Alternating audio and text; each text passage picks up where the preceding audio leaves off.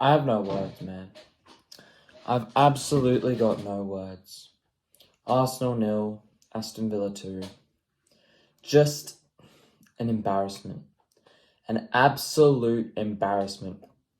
There's so much I want to say about that game, but before I get into how fucking dreadful we are, I just want to give a big up to Bayer Leverkusen because they've gone and they've finally done it. They've won their first ever league title. Granit Xhaka as well, being a part of that league-winning team. And it's really great to see because they're an incredible side that have not lost a game in any competition this season. So big up to them. It was great seeing them win. And I also just want to acknowledge how good Villa were. I mean, Villa really took their opportunities well, at the end of the game at least. But they defended very well. Diego Carlos was easily the best player on the pitch today. He was unreal for Villa. And yeah, even though Villa played well, I'm not trying to take it away from them. We were absolutely shocking today. I mean, where do I even begin? Like, nothing went our way. Absolutely nothing went our way. And it was dreadful. It was dreadful. I mean, the first half was decent. I feel like the teams couldn't really be separated in the first half. Trossard had that chance, bro. What the fuck? How do you miss that? You had 3/4 of the fucking goal, and you square the ball straight to the goalkeeper. But Villa had their own chances too. It was mainly us on the ball, creating opportunities. But none of them were... But other than that Trossard one, we didn't really have many, huge, big chances. I think it was just the Trossard one, but even Villa had their opportunities. Their chances were much better than ours. Watkins hit the woodwork early in the game. Not early in the game, sorry, in the first half. I think right after the Trossard miss. And yeah, it was pretty even at halftime. You couldn't really separate the two teams. We were on the ball, far more than them, which is how I thought we would go in this game. Yeah, 56 to 44% in terms of possession. I'm not going to get too much into the stats at the moment, I will later. But that second half was dreadful. Absolutely dreadful. I don't even think we had a genuine clear-cut chance in that whole second half. I'm being dead serious. I don't know what happened. Don't know what Arteta said in the locker room. Don't know what everyone was thinking. It was a disgrace. That second half was a disgrace. I mean, we had no fight at all.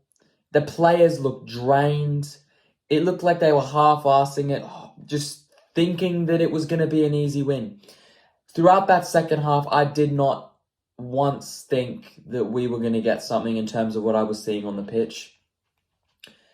And then Villa scored 2 late goals. It gave a lot of vibes of the FA Cup game against Liverpool. 2-0 loss at the Emirates, 2 late goals, and just a disgraceful effort, especially in that second half. I will get into the players because I thought the players were atrocious today. But we were destined for failure right from the start. Because I don't know what was going through Mikel Arteta's head.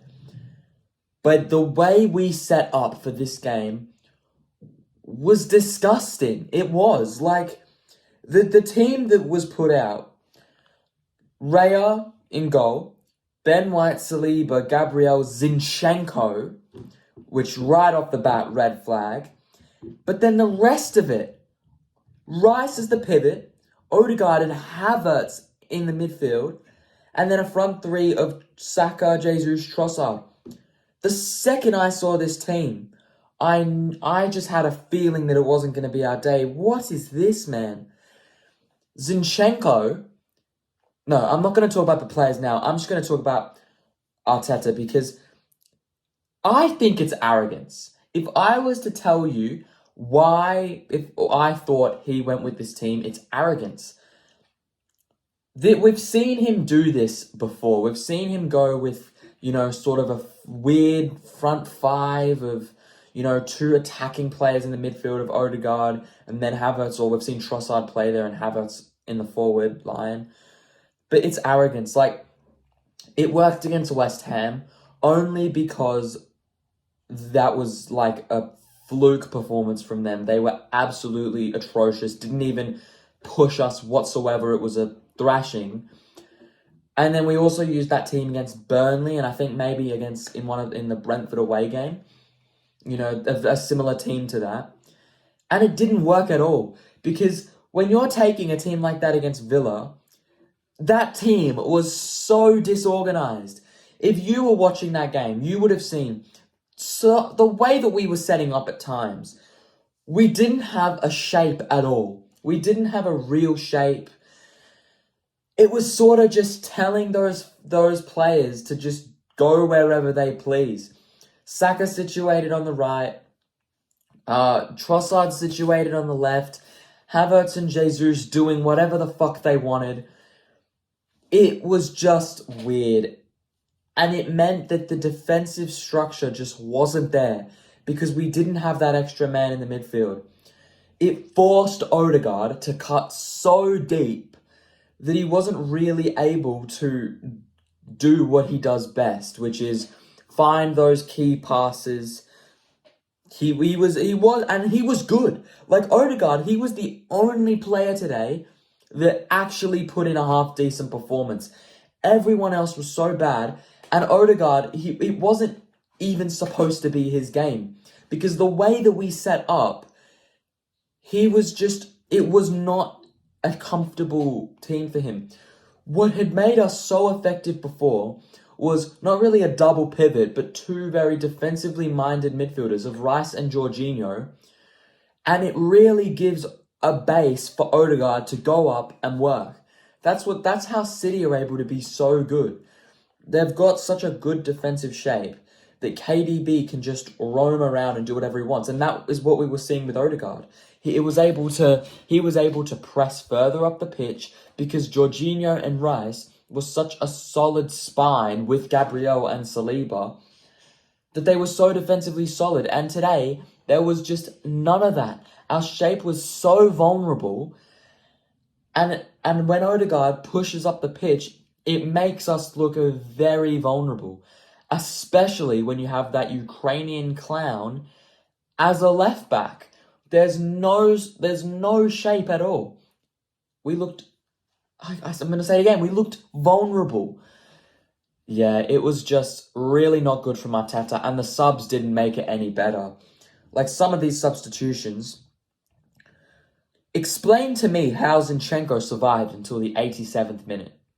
He was so bad. The first subs we made were with a third of the game left, bringing on Tomiyasu for Ben White and Martinelli for, was it Trossard? Yeah, Martinelli for Trossard. Then in the 80th minute, we brought on Smith Rowe for Odegaard, which I think there was a bit there. I heard that he had some sort of injury struggle, and Jorginho for Jesus.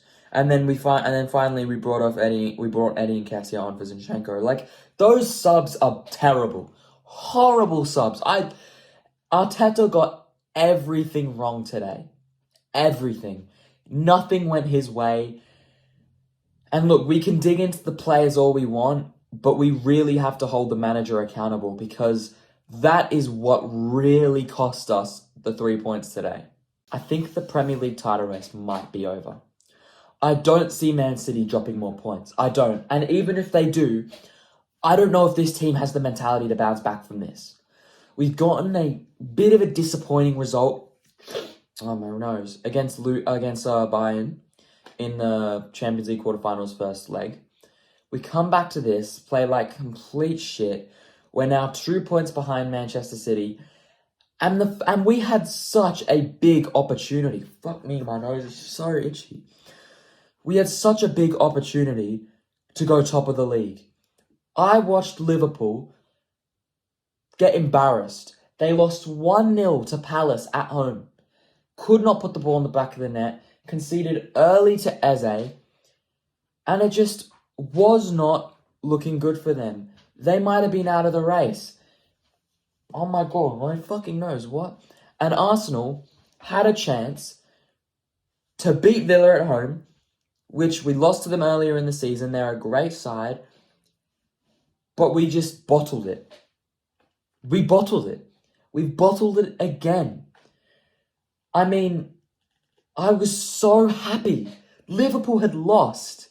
We had the chance to go 3 points ahead of them. The Liverpool fans that have been chatting so much shit all season. We had a chance to go top of them. And we didn't. We lost. And now we are 2 points behind Man City with 6 games left of the season. A Man City team that is known for going on these insane unbeaten runs, these insane winning runs. And that is why they've won 3 titles in a row. You can bring up the 115 charges, whatever, but if you look at that City team in the business end of the season, they don't slip up. And that is why they are going to win the league. I have thought City will win the league all season. I have. Even though Arsenal have given me so much hope, I've actually rated this team. I thought that if we fell short, it would have been because Man City just are too good. That, we have a couple results that don't go our way, which is always going to happen, but City just win too many games. But I was so disappointed with what this team did today. Every time we have an opportunity, we squander it. We squandered the chance to go back top of the Premier League. We squandered it. That chance is gone. And now we have to hate watch City and Liverpool because we are still level on points with them after all the Arsenal fans on Twitter, all the Arsenal fans everywhere making fun of Liverpool, we are still on level terms with them. The only thing that's changed in terms of us and Liverpool is our goal difference has gone in their favour one way. We still have a much better goal difference than theirs, and it'll probably be better by the end of the season. But that's all that's changed with them. We both lost. We both lost at home in games we should have won. The only difference is now, City have an extra 3 points, and it's all theirs. But yeah, look, I really doubt that this team will be able to bounce back from this. We do not have the mentality. Seeing those players not even try in the second half, I think there are going to be more points dropped. And even if City end up, say, like losing to Spurs or something like that, I don't think we're gonna get back into this. I really don't, because this team has been so good for so many games, and they've just capitulated. They've just completely disappeared. And it's quite sad because we were playing some in fucking incredible football. Some amazing football. I was in awe watching this team against Brighton. In awe. We've had so many insane high-scoring games, putting 6 past West Ham, 6 past Sheffield, 5 past Burnley, 6 past Lons. And all for nothing. It's all for nothing because when they needed to do it most, they've disappeared again. And I've gotten so sick of rating this team. So sick of it. Because no matter how long we play good, no matter how good football we play, it just won't be enough. Because there will be that one game where we completely lose our mentality and it all goes out the window because this team doesn't have the bottle to get back into this. I'm telling you right now. Look, maybe we beat Chelsea. I think we'll lose to Bayern. And maybe I'm being reactionary. I get it. If our other Arsenal fans think that I'm being too reactionary, it's one result. But looking at last season, a couple bad results in a row, a draw to West Ham, and the team completely lost their minds. We saw results like 3-0 at the Emirates to Brighton. Do not be surprised if Chelsea end up doing that to us. But yeah, it's just, I personally think it's over, if I was to say. Congratulations, City. Us and Liverpool have both handed you the title. It's yours. It's yours. If you want to keep it, win your games. If you don't, then maybe you feel like giving us another chance. But yeah, I've just about had it with this Arsenal team. Now let's get to the player ratings, because even though I spent 5 minutes flaming Arteta for his horrendous game plan, these players didn't make it any easier. Starting off in goal with David Raya. Look, I actually don't think he was that bad. A 5.4 on FOTMob is harsh, but I get it. He didn't make a save and he conceded 2 goals. But he wasn't that bad. I thought his distribution was okay at best. He couldn't really have done much about the goals. He wasn't really, even though we conceded 2 goals, he wasn't really tested with something that he could have saved. So I'm going to just give him a 6. I think he was decent at times, but still he conceded 2 goals and made 0 saves. So yeah, I'm going to have to go with a 6. Zinchenko, I never want to see him play at my football club again. After the Brighton game, I said it on my TikTok, I was so done with him. And this is just the nail in the coffin. I mean, look, he had moments where he created stuff, where he was able to pass the ball well. But that guy is not good enough to be at Arsenal Football Club at all. Not even close. His defensive awareness is atrocious. I mean, there was that moment there was that moment at some point in the game. I can't remember when it was, honestly. But we were playing a high line up, at the halfway, and this clown on hit was sticking to his man. And look, that makes sense. But when we're playing a high line, trying to catch Villa players off, why would you allow everyone else to be onside? Because that just means that that all the other players are just not on their man. They're not keeping them off because this guy has no defensive awareness whatsoever. And that's fine if you're Paolo Maldini.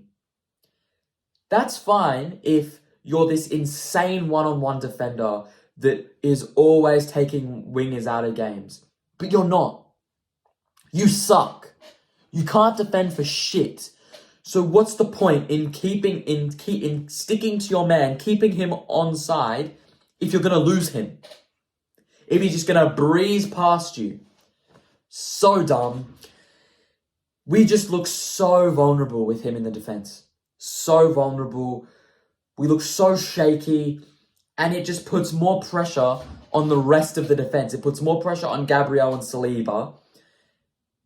And yeah, just atrocious. Ben White, 2. 2 for Zinchenko. Yeah, I never want to see him put an Arsenal shirt on again. He better go in the summer, and we better bring in a somewhat decent replacement. Then we've got Ben White, who I'm going to give a 5. I don't think he should have come off. I think Zinchenko should have come off. Don't know why Ben White came off. But he was dreadful. Like not dreadful, he was bad. For a centre-back, remember, even though he plays right back a lot, he's a centre-back. To be dogged by Zaniolo in there. Dogged by Zaniolo in the air. Oh, and I forgot to say this about Zinchenko. I thought this fuckery of, passing the ball out of, punting the ball out of play when a Villa player's down, when we're in a title race, I thought that was behind us as a club. I thought we moved on from that absolute fuckery. I thought we actually had a mentality. I thought we were supposed to be these brutal beasts who, refuse to give a team a lifeline. But yeah, when we have clowns like him, it doesn't make a difference. The ref wasn't even calling for play to be stopped. Anyway, back to Ben White. Even though he's been playing right back for the past 2 years, he's a centre-back. He is a centre-back, and to not win an aerial duel, to get dogged by Zaniolo like that, isn't okay. Going forward, he created nothing. There was a couple of moments in the first half where, he did a bit of overlapping, but still not even close to being good enough. He's been in such great form, and then he's had two games in a row where he really has not been up to it. William Saliba, I'll give a 6. Decently solid in the first half, fairly anonymous in the second half. I honestly can't even remember him doing much after the first half an hour, but he didn't really make any poor mistakes. He didn't give away any penalties today, which is one thing. He was an accurate passer, but how inaccurate can you be when you're just punting the ball at the back because you can't create anything?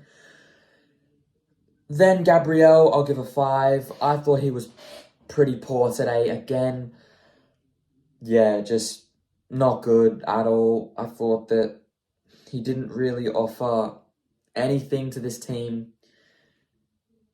Yeah, just wasn't his day.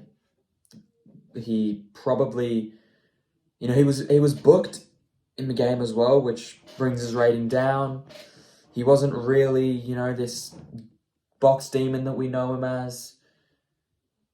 But, the 2 goals we conceded, it was just stupid. So, yeah, it's hard to rate a defense when we just mindlessly had the ball for the whole game. Declan Rice, 6. It wasn't his day. Again, back-to-back underwhelming performances from Declan Rice. No, I won't say that. To be fair, I thought he was actually decent against Bayern. A lot of people were slating him against Bayern. I don't think he was terrible. But yeah, just disappointing. And it's not even his fault because when all the other players around him are attackers, what are you supposed to do? When he has Jorginho, it allows him to go forward and it's the best we've seen of him. But yeah, just 6 today. Slightly above average because he's Rice. Obviously, he was going to have a somewhat decent game. But yeah, not up to it. Odegaard, I'm going to give an 8. Even though we lost, I'm going to give him an 8. He was by far our best player today. By far. I thought that he was trying to create stuff in a really bad situation. He had no help at all. No solidity behind him. The team was completely unstable, but his passing was superb, as always. It's just no one was able to put the ball in the back of the net. He was just great today. It was an excellent performance from him. And in both losses at the Emirates, we've lost 2 games at the Emirates 2-0. He was great in both of those games, but it was the rest of the team that let him down. And he's been so good as of late. It's just really unfortunate to see that no one else was able to get on anything. Havertz, I'm going to give him a 5. I mean, this guy, I've been giving him so much praise lately because he's been in such good form. And it's not his fault because Arteta is playing him not in his position. I thought we figured out that he's a striker. Shifted him back into the midfield for absolutely no reason. And yeah, he probably could have done better with certain opportunities, but it's not really his fault. Yeah, 5. Just nothing. Did nothing the whole game. Made some okay runs, but other than that, did nothing. Trossard, 4. I thought the Trossard was very underwhelming. All I remember from that game is that he squared the goal straight at the keeper when he had a whole net. That should put us 1-0 up, and who knows, at that point in the game, it could be very different. We could end up coming away with an easy win. Yeah. I said it in the pre-game. He doesn't do well starting. He is a super sub. He is a high-impact player off the bench. That's all he is. Because he just brings up in these underwhelming performances. He's there for the moments. And a sub is a moments player. He doesn't do enough. Other than his finishing, he doesn't do enough to warrant a full starting role in a team. That's why he got taken off with a third of the game to play. Saka, 5. He wasn't terrible. In the first half, he was actually doing quite well. But once again, when we needed him, he disappeared. Everyone's going to go on about, oh, look at how many goals he scored against the Big Six. And I've been a huge defender of Saka. But there's been so many big moments. You can't ignore it. So many big games where he has just not been there. Genuinely, I can't think of one thing he did in the second half. I can't. He did nothing. He did absolutely nothing in the second half. And yeah, it was just really disappointing. Jesus, I'm going to give a 5 as well. Poor. Seeing him next to Ollie Watkins is so jarring. So jarring. There is such a big difference.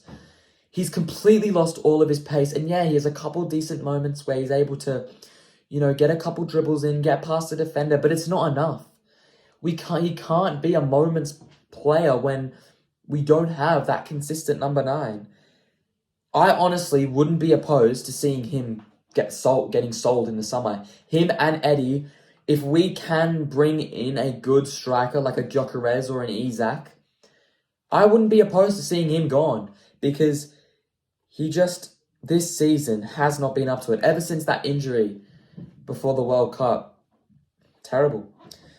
And we'll talk about the subs. I don't even think any of them are really worthy of ratings. I'll give them all 5 because they didn't really offer much.